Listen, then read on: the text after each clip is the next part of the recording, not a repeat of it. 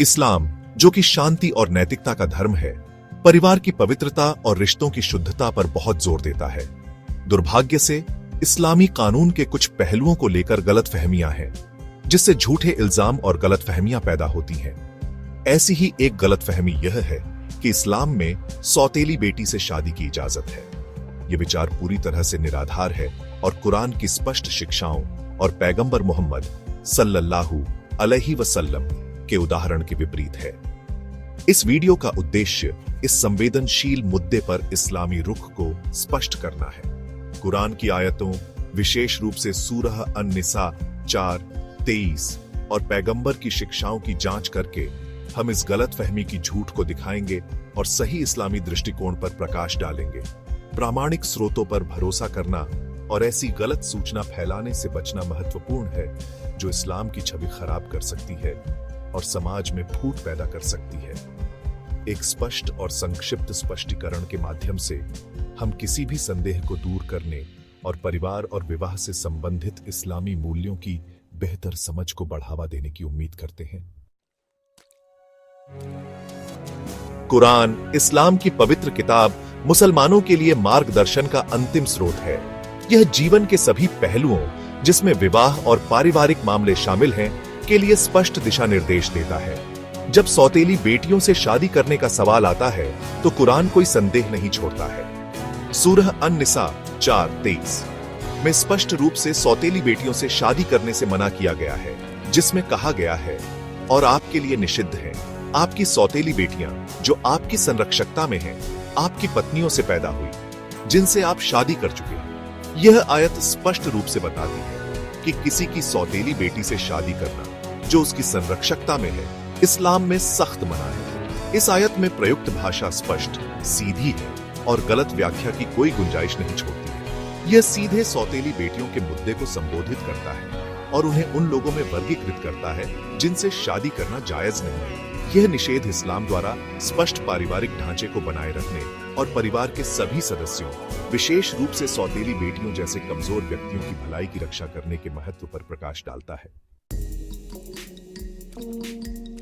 इस निषेध की गंभीरता को पूरी तरह से समझने के लिए सूरह अन-निसा 4:23 के संदर्भ में गहराई से जाना महत्वपूर्ण है। यह आयत अकेली नहीं है, यह एक बड़े अंश का हिस्सा है जो मुस्लिम समाज के भीतर नैतिक और सामाजिक व्यवस्था को बनाए रखने के लिए विभिन्न निषिद्ध विवाह भागीदारों को रेखांकित करता है।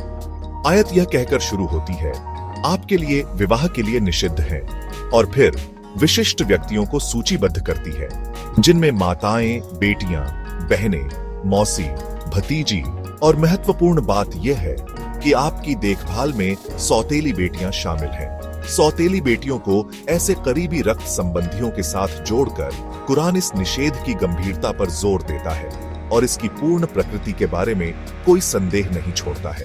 इसके अलावा आपकी संरक्षकता में वाक्यांश उस जिम्मेदारी पर जोर देता है जो एक पुरुष की अपनी सौतेली बेटी के प्रति होती है। उसे एक संभावित जीवन साथी के रूप में देखने के बजाय इस्लाम यह अनिवार्य करता है कि वह एक रक्षक और अभिभावक के रूप में कार्य करे, परिवार की संरचना के भीतर उसकी भलाई और सुरक्षा सुनिश्चित करे। यह पारिवारिक मूल्यों को बनाए रखने और कमजोर व्यक्तियों की रक्षा करने के इस्लामी सिद्धांत को पुष्ट करता है। पैगंबर मोहम्मद सल्लल्लाहु अलैहि वसल्लम को जीवन के सभी पहलुओं में मुसलमानों के लिए आदर्श माना जाता है, जिसमें विवाह और पारिवारिक मामले शामिल हैं। उनका जीवन कुरान की शिक्षाओं का एक व्यावहारिक प्रदर्शन है, जो सौतेली बेटियों से शादी करने के निषेध को और मजबूत करता है। अपने पूरे जीवन में पैगंबर ने कभी भी ऐसी कोई शादी नहीं की जो कुरान के आदेशों के विपरीत हो। उन्होंने परिवारों के भीतर किसी भी प्रकार के शोषण या दुर्व्यवहार के खिलाफ सक्रिय रूप से प्रचार किया और सभी सदस्यों के साथ सम्मान और गरिमा के साथ व्यवहार करने के महत्व पर जोर दिया।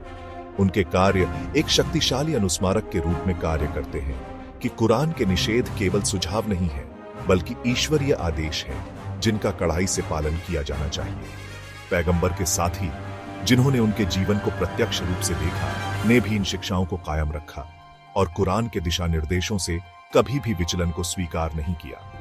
पैगंबर के उदाहरण के प्रति उनकी अटूट प्रतिबद्धता इस निषेध की पूर्ण प्रकृति और इस्लामी समाज के नैतिक ताने बाने को बनाए रखने में इसकी केंद्रीय भूमिका के प्रमाण के रूप में कार्य करती है। कुरान में उल्लिखित और पैगंबर द्वारा उदाहरण के बावजूद इस्लाम में सौतेली बेटियों से शादी करने की अनुमति के बारे में कुछ गलतफहमियां बनी रहती हैं। ये गलतफहमियां अक्सर सांस्कृतिक प्रथाओं से उत्पन्न होती हैं, जिन्हें गलती से इस्लामी शिक्षाओं या इस्लामी ग्रंथों की गलत व्याख्याओं के लिए जिम्मेदार ठहराया जाता है। यह पहचानना महत्वपूर्ण है कि संस्कृति और धर्म अलग अलग संस्थाएं हैं। जबकि इस्लाम स्थानीय रीति रिवाजों का सम्मान करने को प्रोत्साहित करता है, यह इस बात पर भी जोर देता है कि धार्मिक शिक्षाओं से कभी समझौता नहीं किया जाना चाहिए या उन्हें सांस्कृतिक मानदंडों से नहीं बदला जाना चाहिए। इसलिए कोई भी सांस्कृतिक प्रथा जो कुरान और पैगंबर की शिक्षाओं का खंडन करती है, उसकी कोई इस्लामी वैधता नहीं है। इसके अलावा गलत व्याख्याएं अक्सर उचित इस्लामी ज्ञान की कमी या अविश्वसनीय स्रोतों पर निर्भरता से उत्पन्न होती है।